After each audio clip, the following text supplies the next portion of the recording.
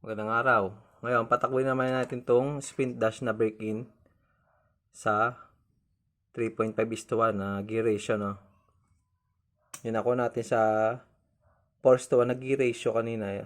Nung nating pinanandar sa 4:1 gear ratio ay 43 km per hour. Tingnan naman natin dito sa 3.5:1 na gear ratio, no?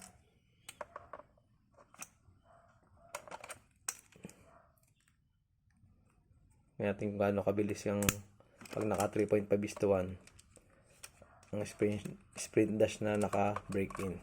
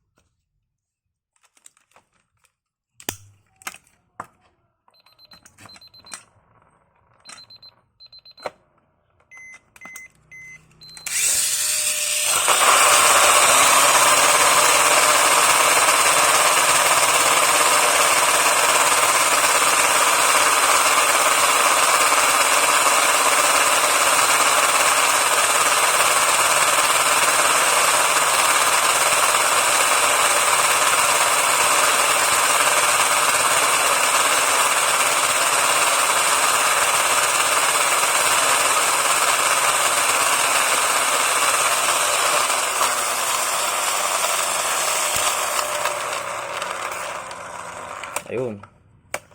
47 kilometers per hour yung atin ako top speed, no? Sprint dash na 3.5:1 naka medium na mags, no? Okay, salamat.